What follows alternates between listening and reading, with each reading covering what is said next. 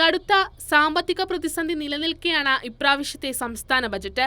കേന്ദ്രത്തിൽ നിന്നുള്ള സഹായം ലഭിക്കാത്തത് സംസ്ഥാനത്തിനെ സാമ്പത്തികമായി ബുദ്ധിമുട്ടിലാക്കുന്നുണ്ടെങ്കിലും ജനങ്ങൾക്ക് അത്തരത്തിലുള്ള ബുദ്ധിമുട്ട് ഉണ്ടാക്കാത്ത തരത്തിലായിരിക്കും സംസ്ഥാന ബജറ്റെന്ന് ധനമന്ത്രി കെ.എൻ. ബാലഗോപാൽ വ്യക്തമാക്കി. ജനങ്ങളെ ഒരുമിച്ച് ചേർത്തുകൊണ്ട് കൂടുതൽ മുന്നോട്ടു പോകാൻ കഴിയുന്ന തരത്തിലുള്ള പ്രവർത്തനങ്ങൾ നടത്തുമെന്നും മന്ത്രി കൈരളി ന്യൂസിനോട് പറഞ്ഞു. കേരളത്തെ വല്ലാതെ ബുദ്ധിമുട്ടിക്കുന്നു കേന്ദ്രമെന്ന് പറയുന്ന ഒരു ഭാഗം നിൽക്കുമ്പോഴും കഴിഞ്ഞ വർഷങ്ങളായിട്ട് 3 വർഷമായിട്ട് 1,07,000 കോടി രൂപ കിട്ടാനുള്ളത് തന്നെ കിട്ടിയിട്ടില്ല. ഇപ്പോൾ ഓരോ വർഷവും വെട്ടിക്കുറയ്ക്കുന്നു. എന്നാൽ കേരളത്തിൻ്റെ ആഭ്യന്തര വരുമാനം നല്ലതുപോലെ വർദ്ധിപ്പിച്ചതുകൊണ്ടാണ് നമുക്ക് കാര്യങ്ങൾ നടന്ന് മുന്നോട്ട് പോകുന്നത്. ചില മേഖലകളിൽ അല്പം ചില ബുദ്ധിമുട്ടുകൾ വന്നു എന്നുള്ളത് വാർത്തകൾ വന്നു. പക്ഷേ അവിടെ ഒന്നും നിന്നുപോയില്ല. ജനങ്ങളെ കൂടുതൽ വിശ്വാസത്തിലെടുത്തുകൊണ്ട് ജനങ്ങളെ ഒരുമിപ്പിച്ചുകൊണ്ടുള്ള പ്രവർത്തനങ്ങൾ ഏറ്റെടുത്ത് നടത്തും. സംസ്ഥാനത്തിന് ലഭ്യമാകാനുള്ള തുക പോലും കേന്ദ്രം നൽകുന്നില്ല.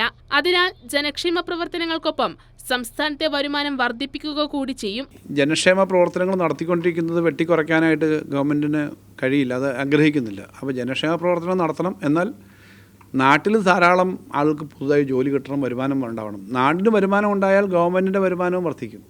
അപ്പോൾ അത് എല്ലാം കൂടി വരത്തക്ക വിധത്തിലുള്ള കാര്യങ്ങളായിരിക്കണം ഉണ്ടാവേണ്ടത്. അതിനനുസരിച്ചുള്ള ശ്രമമാണ്.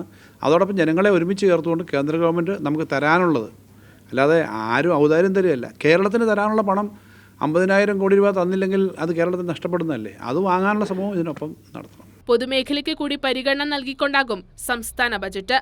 വിഴിഞ്ഞം പദ്ധതിക്ക് വേണ്ടിയും ബജറ്റിൽ പ്രത്യേക പരിഗണന ഉണ്ടാകുമെന്നും മന്ത്രി വ്യക്തമാക്കി. വിഴിഞ്ഞത്തിൻ്റെ സാധ്യത അത് നന്നായി ഉപയോഗിച്ച് ഒരു തുറമുഖം വരിക എന്ന് പറഞ്ഞാൽ തുറമുഖം മാത്രമല്ല, തുറമുഖത്തോട് ധാരാളം കാര്യങ്ങൾ കയറ്റിറക്കുമതി ചെയ്യാൻ പറ്റുന്ന വ്യവസായങ്ങൾ ധാരാളം വരും. അത് ഏറ്റവും നന്നായി ആ അവസരങ്ങൾ ഉണ്ടാവേണ്ടതുണ്ട്. അതിനുള്ള പദ്ധതിയാണ് ഗവൺമെന്റിനുള്ളത്. ഫെബ്രുവരി 5-ന് ധനമന്ത്രി കെ.എൻ. ബാലഗോപാൽ ബജറ്റ് അവതരിപ്പിക്കും.